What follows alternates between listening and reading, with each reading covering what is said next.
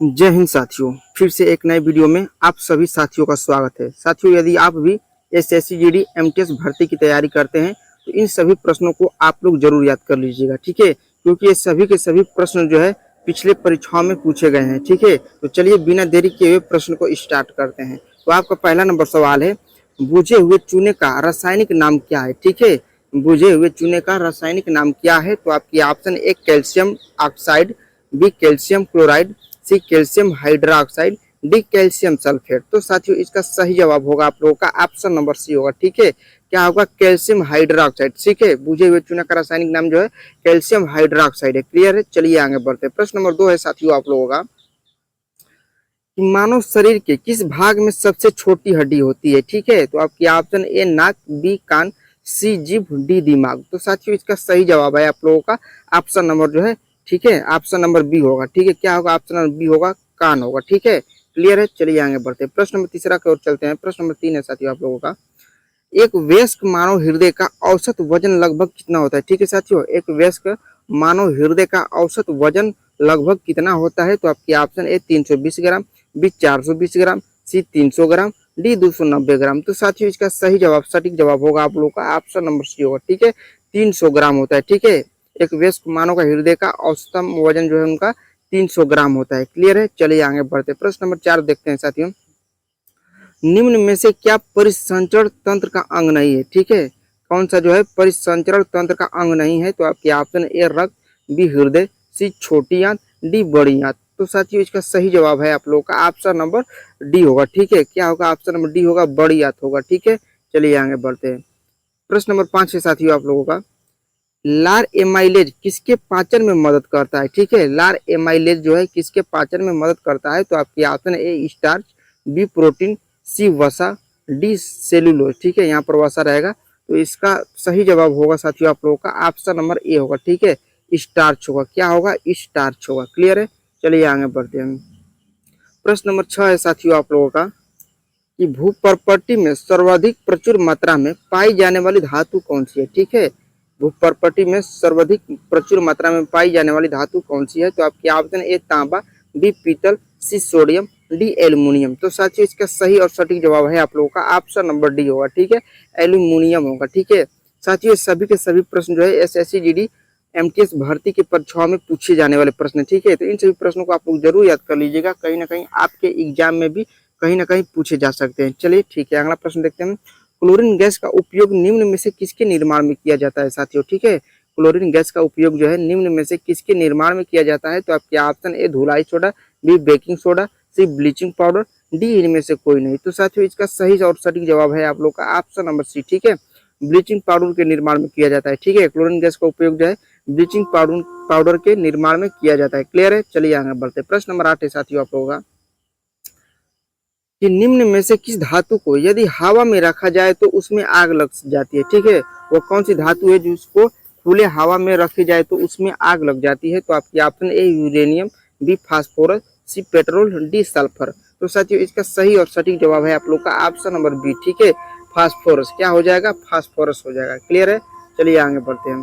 प्रश्न नंबर 9 की तरफ चलते हैं। प्रश्न नंबर 9 है साथियों आप लोगों का, निम्न में से किस गैस का उपयोग खाद्य पदार्थों को ऑक्सीकृत होने से रोकने के लिए किया जाता है। ठीक है, किस गैस का उपयोग जो है खाद्य पदार्थों को ऑक्सीकृत होने से रोकने के लिए किया जाता है। ठीक है, तो आपके option A nitrogen, B chlorine, C oxygen, D carbon dioxide. तो साथियों इसका सही और सटीक जवाब है आप लोगों का ऑप्शन नंबर ए होगा। ठीक है, क्या होगा, नाइट्रोजन होगा। ठीक है, नाइट्रोजन। क्लियर है, चलिए आगे बढ़ते हैं। नेक्स्ट नंबर सवाल है आप लोगों का, कि दृश्यमान विकिरण की खोज किसने की थी। ठीक है, दृश्यमान विकिरण की खोज किसने की थी। तो आपके option A Graham Bell, B Henry Becquerel, C Edison, D Isaac Newton. तो साथियों इसका सही और सटीक उत्तर जानने से पहले मैं आप लोगों से कहना चाहूंगा, यदि आप भी मेरे चैनल पर पहली बार आए हैं और चैनल को सब्सक्राइब नहीं किए हैं तो चैनल को आप लोग जरूर सब्सक्राइब कर लीजिए, क्योंकि इस चैनल पर आप लोग को ऐसे ही रोजाना सामान्य ज्ञान का अति महत्वपूर्ण प्रश्न पढ़ने के लिए मिलता है, जो सभी पेपर परीक्षाओं के लिए इंपॉर्टेंट साबित होता है। ठीक है, तो चलिए इसका सही उत्तर जानते हैं। तो इसका सही उत्तर होगा आप लोगों का ऑप्शन नंबर डी होगा। ठीक है, आइजक न्यूटन होगा। ठीक है,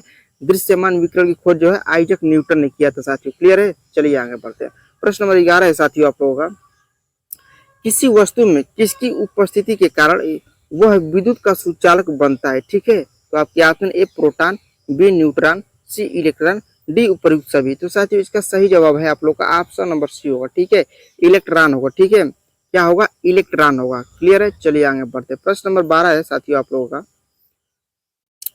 प्याज काटते समय आंखों में जलन पैदा करने वाला यौगिक कौन सा है, ठीक है। देखते हैं कि जब आप लोग हो गए, चाहे हम भी, कोई भी इंसान जो प्याज काटते हैं ना, तो उसकी आंखों में से जो है पानी लगता है गिरने, ठीक है। प्याज काटते समय बहुत सारे इंसान जो है रोने लगते हैं, तो किसके कारण होता है, चलिए इसको जानते हैं। इसका ऑप्शन है आप लोगों का nitrogen, B sulphur, C hydrogen, D phosphorus. तो साथियों इसका सही और सटीक जवाब है आप लोग का ऑप्शन नंबर बी, ठीक है, सल्फर के कारण, ठीक है। प्याज काटते समय जो है आंखों में जलन या आंखों से आंसू गिरने लगता है, उसका कारण है सल्फर, ठीक है, उसमें सल्फर मौजूद होता है। क्लियर है, चलिए आगे बढ़ते हैं।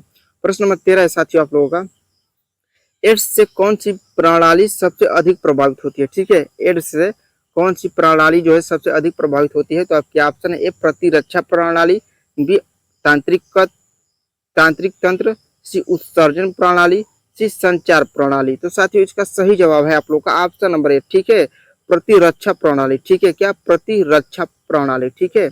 एड्स से कौन सी प्रणाली सबसे अधिक प्रभावित होती है, तो याद रखना प्रतिरक्षा प्रणाली, ठीक है। चलिए आगे बढ़ते। प्रश्न नंबर 14 है साथियों आप लोगों का, प्रश्न नंबर 14 है आप लोगों का कि जब लिटमस विलियन न तो अम्लीय और नहीं क्षारीय होता है तब इसका रंग होता है कैसा होता है, ठीक है। जब लिटमस जो है विलियन न तो अम्लीय और नहीं क्षारीय होता है तब उस समय उसका रंग कैसा होता है, तो आपकी ऑप्शन ए लाल, बी रंगहीन, सी गुलाबी, डी बैगनी। तो साथियों इसका सही जवाब है आप लोगों का ऑप्शन नंबर डी, ठीक है, क्या है, बैगनी होता है, ठीक है, क्या होता है, बैगनी कलर का होता है। क्लियर है, चलिए आगे बढ़ते हैं। प्रश्न नंबर 15 है साथियों आप लोगों का कि एक वयस्क मानव का पूरा पाचन तंत्र यानी मुंह से गूदा तक कितने मीटर लंबा होता है, ठीक है। एक वयस्क मानव का जो है पूरा पाचन तंत्र यानी मुंह से गूदा तक कितने मीटर लंबा होता है, तो आपकी option A 10 metre, B 7 metre, C 5 metre, D 9 metre. तो साथियों इसका सही और सटीक जवाब है आप लोगों का ऑप्शन नंबर डी, ठीक है, 9 मीटर लंबा होता है साथियों, ठीक है, कितना मीटर, 9 मीटर लंबा होता है, याद रखना। चलिए आगे बढ़ते हैं। प्रश्न नंबर 16 है साथियों आप लोगों का कि थार्मोस्कोप का आविष्कारक किसे माना जाता है, ठीक है। थार्मोस्कोप का जो है आविष्कारक कौन है, तो आपके ऑप्शन ए कापरनिकस को, बी ग्राहम बेल को, सी गैलीलियो को, डी न्यूटन को। तो साथियों इसका सही और सटीक जवाब है आप लोग का ऑप्शन नंबर सी, ठीक है, गैलीलियो को थार्मोस्कोप का आविष्कारक माना जाता है, ठीक है, गैलीलियो को, याद रहेगा ना। चलिए आगे बढ़ते हैं। प्रश्न नंबर 17 है साथियों आप लोगों का कि विद्युत बल्ब में प्रकाश देने वाले पतले तार को क्या कहा जाता है, ठीक है। विद्युत बल्ब में जो है प्रकाश देने वाले जो उसमें पतले तार होते हैं आप लोग भी देखे होंगे, तो उसको क्या कहा जाता है, तो आपके option A fuse, B filament, C प्रतिरोध, डी इनमें से कोई नहीं। तो साथियों इसका सही और सटीक जवाब है आप लोगों का ऑप्शन नंबर बी, ठीक है, फिलामेंट कहा जाता है, ठीक है, फिलामेंट कहा जाता है जो विद्युत बल्ब में पतले तार होता है, ठीक है, उसको फिलामेंट कहा जाता है। क्लियर है, चलिए आगे बढ़ते हैं। प्रश्न नंबर 18 है साथियों आप लोगों का,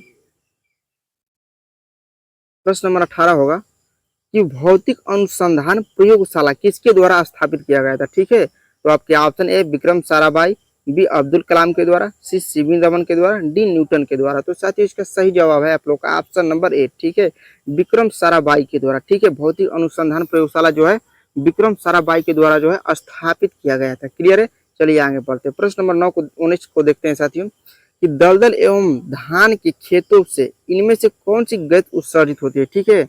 दलदल हो या धान के खेतों में से इनमें से कौन सी गैस उत्सर्जित होती है, तो आपके option A nitrogen, B dioxide, C methane, D oxygen. तो साथियों इसका सही और सटीक जवाब है आप लोग का ऑप्शन नंबर ए, ठीक है, नाइट्रोजन गैस उत्सर्जित होती है, ठीक है, दलदल एवं धान के खेतों से नाइट्रोजन गैस उत्सर्जित होती है। क्लियर है, चलिए अगला नंबर प्रश्न साथियों, प्रश्न नंबर 20 है होगा आप लोगों का कि मिट्टी का तेल लालटेन बत्ती में इनमें से किस गुण के कारण ऊपर चढ़ता है, ठीक है। मिट्टी का तेल जो है लालटेन बत्ती में इनमें से किस गुण के कारण ऊपर चढ़ता है, तो आपकी ऑप्शन ए विसरण, बी परासरण, सी गुरुत्वाकर्षण, डी कोशिकत्व। तो साथियों इस प्रश्न का सही और सटीक जवाब जो है आप लोगों को कमेंट करके बताना है। यदि आप भी इस प्रश्न का सही उत्तर जानते हैं तो कमेंट करके जरूर बताइए, हम आपका कमेंट का इंतजार करेंगे, ठीक है। साथियों आज के लिए बस इतना ही, तब तक के लिए जय हिंद, वंदे मातरम। और हाँ दोस्तों, यदि आप मेरे चैनल पर पहली बार आए तो चैनल को जरूर सब्सक्राइब कर लीजिए, क्योंकि इस चैनल पर आप लोग को ऐसे ही रोजाना वीडियो देखने के लिए मिलता है। चलिए साथियों मिलते हैं अगले वीडियो में।